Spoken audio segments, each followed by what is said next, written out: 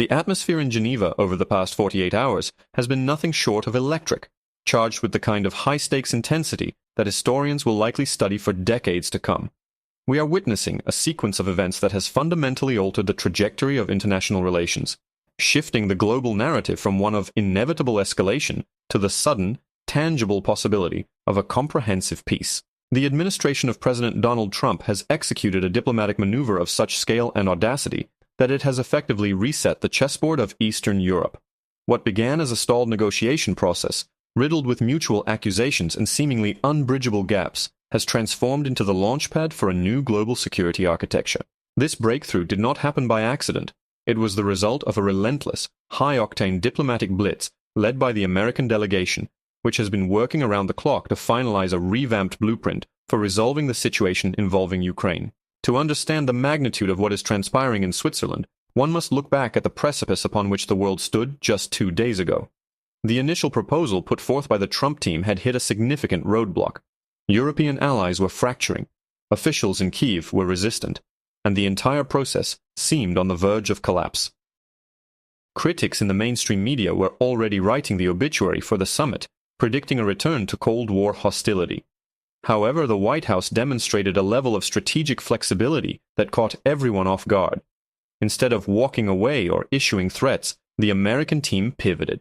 They engaged in a marathon of back-channel discussions, treating international diplomacy not as a rigid ideological contest, but as a complex business transaction where every party must walk away with something of value.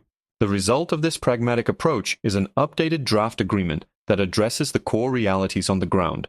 A document that sources say is far more sophisticated and balanced than anything previously attempted. President Trump, communicating through his press team, made it clear that this new document is not a dictatorial ultimatum but a living framework for dialogue. This distinction is crucial. It signaled to Moscow that Washington is finally ready to listen, rather than just lecture. The most shocking development, however, was the sudden and official entry of the United Kingdom into the negotiation room. For months, London has been the primary cheerleader for continued conflict, often taking a more hawkish stance than Washington itself. The fact that British diplomats are now sitting at the table, reviewing peace terms, indicates a massive shift in Western unity. It suggests that the economic heavyweights of Europe have realized that the current path is unsustainable, and that the time has come to align with President Trump's vision of de-escalation. This united front, shifting from war support to peace negotiation, has given the talks a momentum that is now impossible to ignore. The heart of this new peace plan is the proposal to freeze the conflict along the current lines of contact and establish a robust, internationally monitored, demilitarized zone. This is the elephant in the room that previous administrations refused to acknowledge. By proposing this, the Trump administration is effectively recognizing the reality of the map and the futility of further bloodshed to change it. This move aligns perfectly with the president's America First doctrine, fulfilling his pledge to stop the endless flow of American taxpayer dollars into foreign conflicts that do not serve the immediate national interest of the United States. Sources within the administration confirm that President Trump views this potential deal as the ultimate validation of his foreign policy approach, proving that a strong leader can achieve through negotiation what the establishment could not achieve through years of funding and weaponry. A critical component of this breakthrough is the treatment of the Russian Federation's security concerns. For years, Moscow has articulated that its primary motivation was not territorial conquest, but the establishment of a security buffer and the prevention of hostile military alliances on its doorstep. The updated American plan appears to validate these concerns for the first time in modern history. The document reportedly contains specific language regarding the non-aligned status of Ukraine, effectively taking NATO membership off the table. This has always been the red line for the Kremlin. By addressing this head-on, Washington is showing a new level of maturity and realism. The proposal outlines mechanisms to guarantee that the territory of the neighboring state will never again be used as a springboard for threats against Russia. This shift from zero-sum thinking to a mutual security model is what has unlocked the door to progress. The economic implications of this diplomatic pivot are equally massive and are driving much of the urgency behind the scenes. The leaked details of the plan include provisions for the phased lifting of sanctions on Russia, contingent upon specific steps toward de-escalation.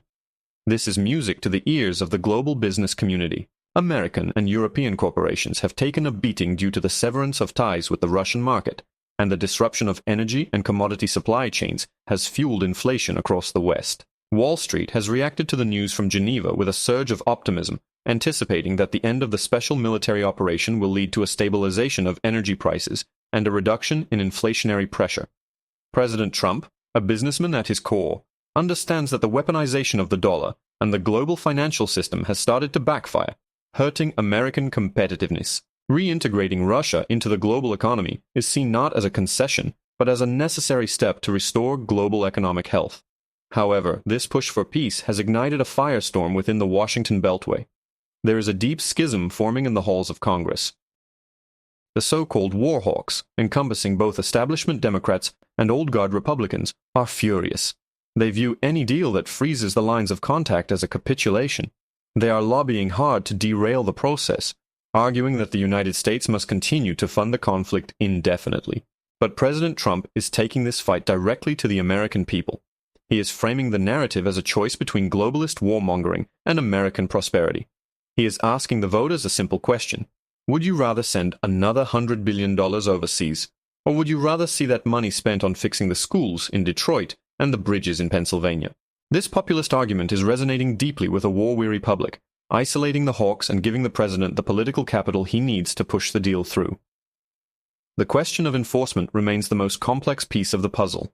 Ukraine has demanded ironclad security guarantees, while Russia insists that such guarantees must not disguise a creeping NATO expansion. The diplomatic teams in Geneva are currently hammering out a compromise that involves an international peacekeeping contingent drawn from neutral nations, countries that are not part of the NATO alliance. Crucially, the Trump administration has drawn a hard line in the sand. There will be no American boots on the ground. This refusal to commit U.S. troops to a peacekeeping mission is a cornerstone of the president's policy, ensuring that American sons and daughters are not put in harm's way to police a border in Eastern Europe. This stance has reassured the American public that the peace deal will not become a backdoor for future military entanglement.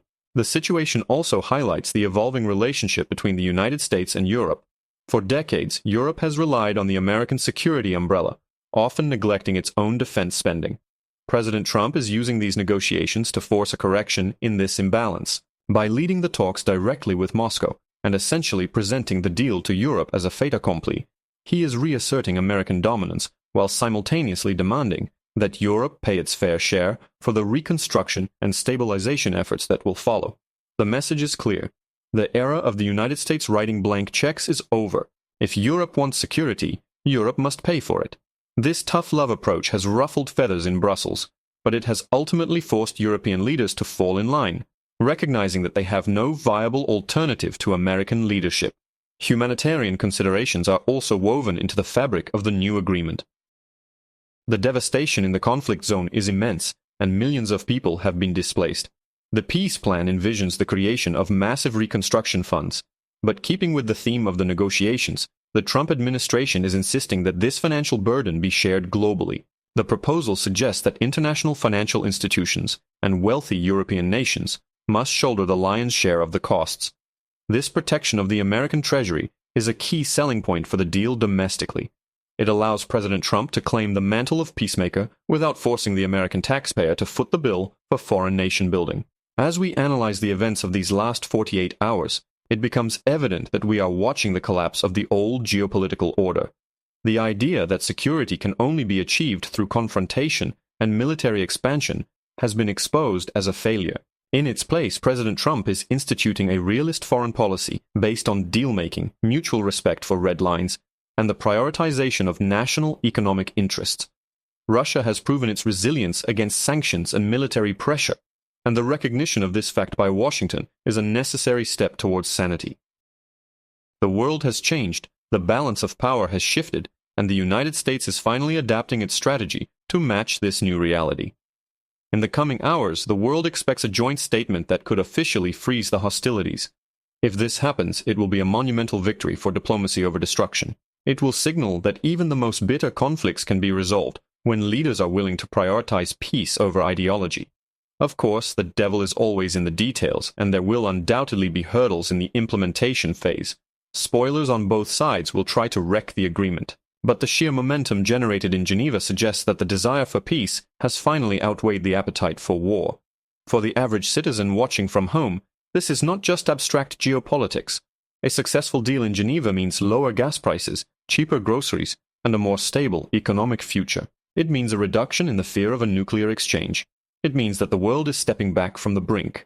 President Trump is betting his legacy on this breakthrough, and if he succeeds, he will have delivered on his biggest promise, to end the forever wars and put America first. The diplomats are tired, the coffee is cold, but the documents being drafted right now in Switzerland are hot enough to melt the ice of a new Cold War. We remain vigilant as this story develops, knowing that we are living through a moment that will define the 21st century.